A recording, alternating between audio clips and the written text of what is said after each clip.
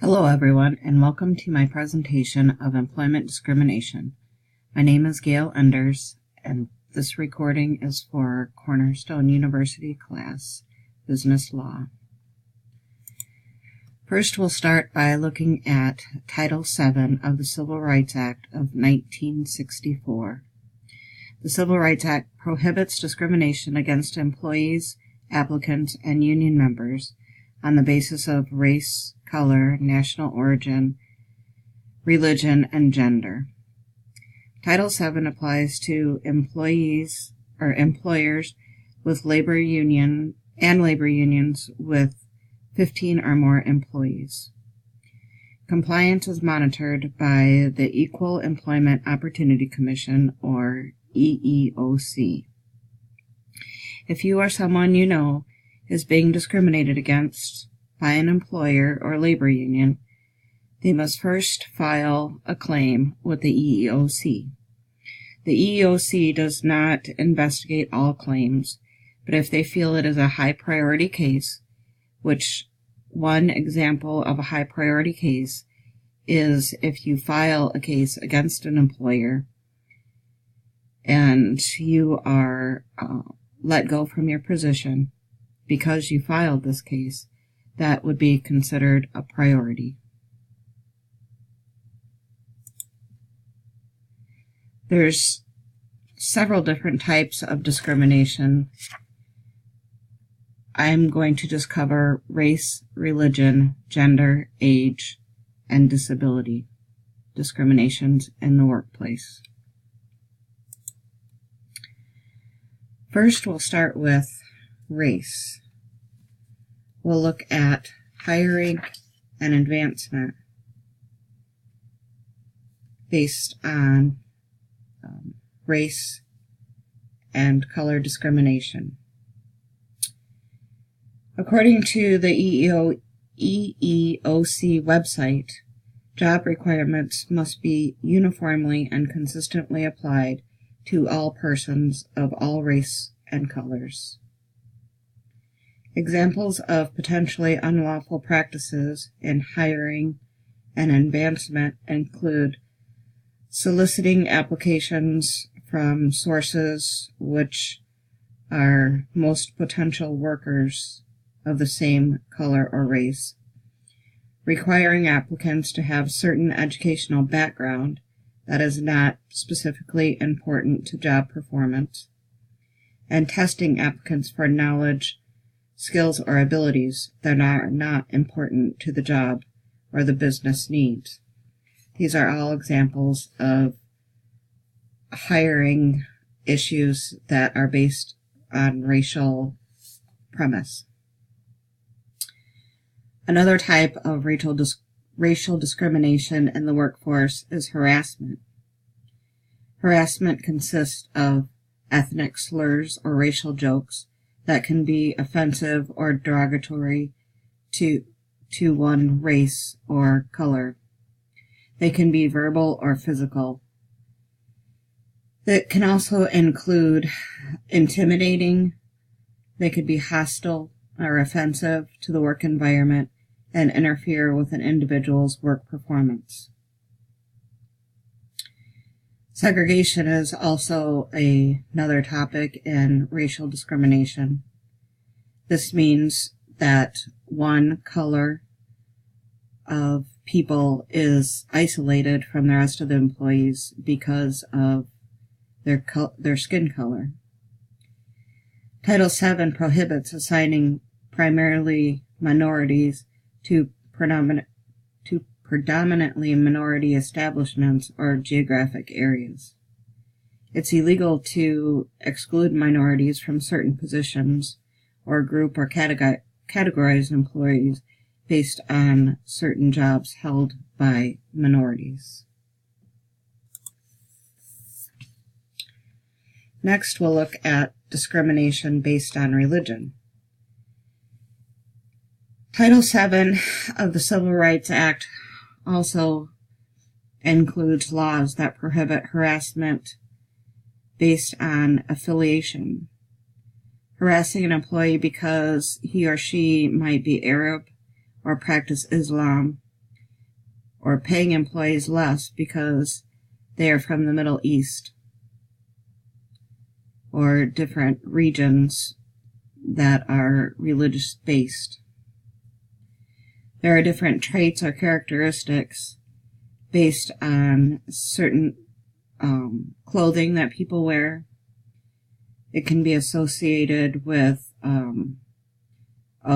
perhaps a woman being harassed for wearing a hijab, which is the covering of the face or the head worn by some Muslims. It can be a perceptions or beliefs that a person may be a member of a particular race or religious group. One example would be failing to hire a Hispanic person because the hiring officials believed that he or she may be from Pakistan. You also cannot discriminate against people because of their association with another person or an organization of a particular religion, such as refusing to promote an employee because he attends a mosque, or perhaps his friends are from a different religion, or he goes to a specific church. There's also harassment, which is in any kind of discrimination, and once again, it's based on slurs or jargon that may inhibit an employee from doing their work based on their ethnicity or their religion.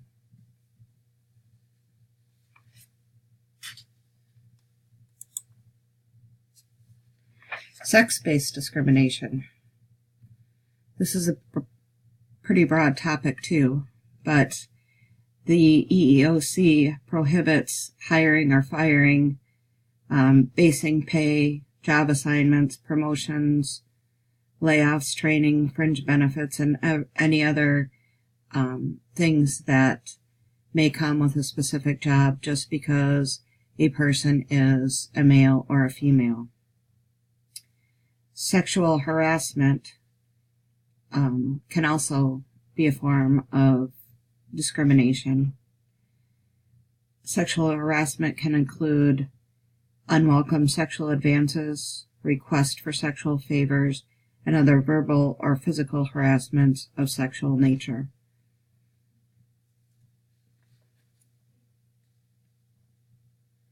In the Civil Rights Act of 1964, it also prohibits employers from giving advantages of terms and conditions for employment based on gender.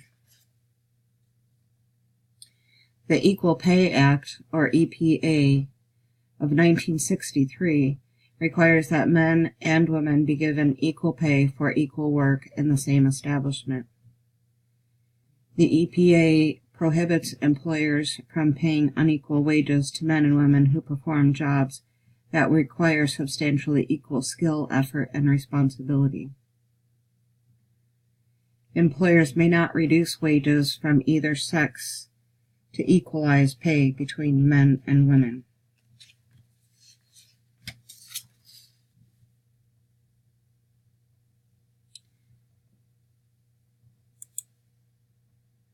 Age discrimination. We see this a lot in older people, both men and women. The Age Discrimination Act is an act that was put into effect that covers workers over the age of 40 and states that laws are in effect to protect younger workers from age discrimination, but they basically work with or cover people over 40. Once again, this law prohibits employers from firing, hiring, job assignments, promotions, layoffs, training, benefits, and other conditions because of a person's age. It is unlawful to harass a person based on their age too, meaning once again making derogatory remarks or harassing someone because of their age.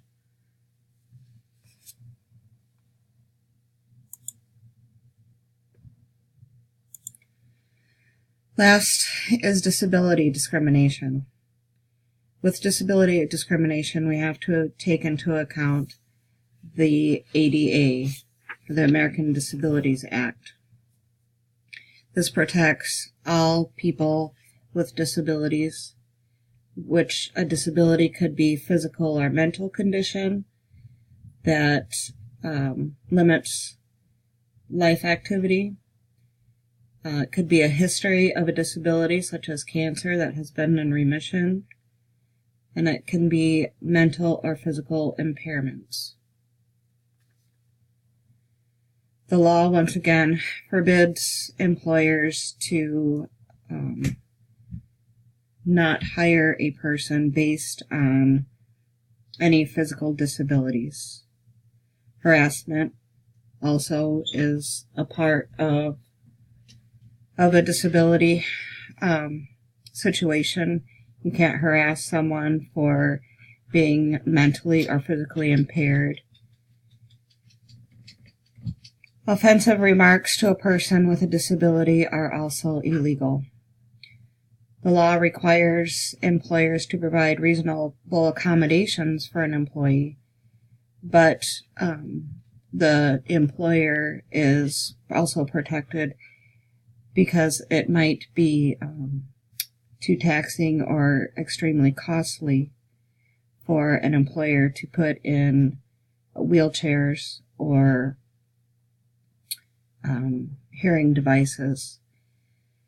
It would be in your best interest, though, to have these accommodations available so that these situations don't arise in your institution. And once again, an employer can only ask for a person to take an exam after they are on the job, and they must provide documentation that supports their reasons for making a disabled person or primarily disabled employee from working safely in their environment. But with disability, you must be innovative. Like the picture shows the gentleman in the wheelchair. He doesn't need to stand to do his job. Machines can be reconstructed so that people with disabilities can use them. I hope you've learned some new things from this presentation, and if you are planning on being an employer, to look at all these different aspects of discrimination and try to make your company an equal opportunity place for all.